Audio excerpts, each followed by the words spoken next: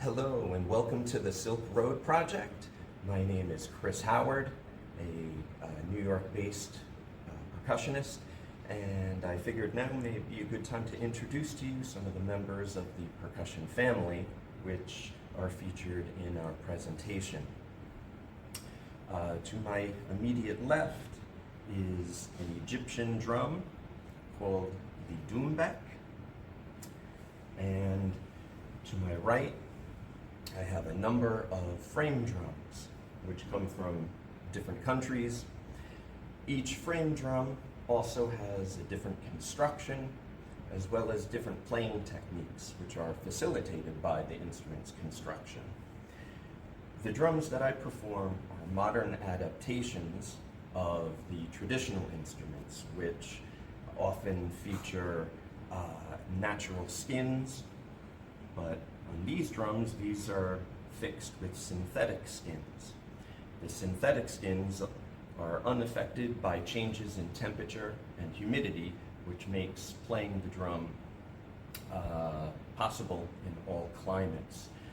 Additionally, these drums are tunable, which is typically not a feature of traditional drums with natural skins. And you may notice the large Tanggu drum from China. This drum is approximately 23 inches in diameter by roughly 23 inches in height as well. This drum can also produce a number of tones and is struck with large drumsticks, approximately 1 inch in diameter.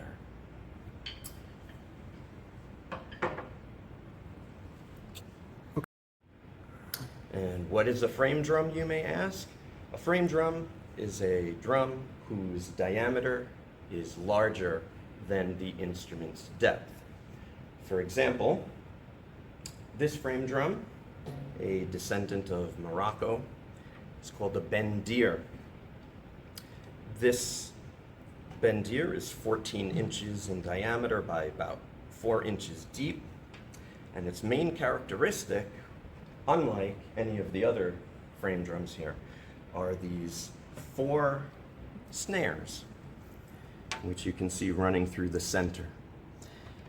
These snares are activated when you strike the drum,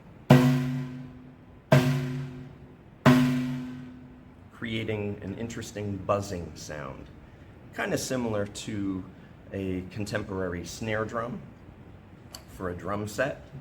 So this is the bendir. I also have with me 2 frame drums which come from Persia and the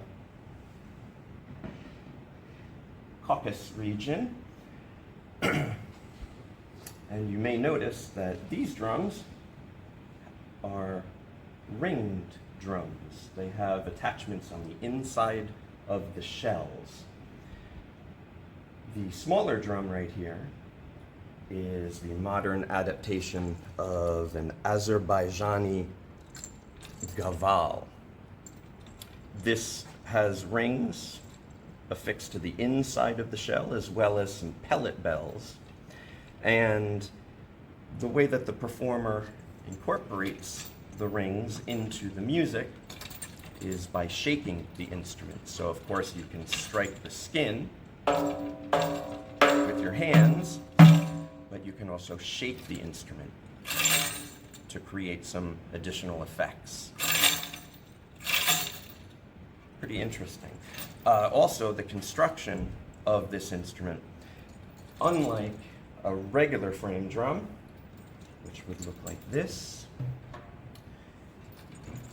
the gaval has a cutout for your hand. This allows the performer greater access to the front of the drum with the fingers. The larger drum, in my hands right here, is a modern adaptation of the Persian daft drum. As you can see, this also has rings attached to the inside of the shell. However, these rings are longer and they also allow for contact up against the front skin. What I am holding in my hand right here is a Chinese Xinjiang daff drum, not to be confused with the Persian daff, which I have behind me. Many drums go by different names in different countries and different cultures. Some instrument names are even duplicated between different countries, so it can be a little confusing. However, the Xinjiang daff shares a striking similarity to the Azerbaijan gaval. As you can see, both instruments have rings attached to the inside. However, this is actually a traditional drum. This is a natural skin head, animal skin, and of course there's some marvelous artwork, a mandala design, which is hand painted. That is very typical of these drums. As well, a fundamental difference regarding the shape of the drum. Here, the Xinjiang drum, you can see, has a curved edge. That may also perhaps owe perhaps a little to drums from India. Many drums from India also share a similar shape and design. However, this drum is not with a rounded edge.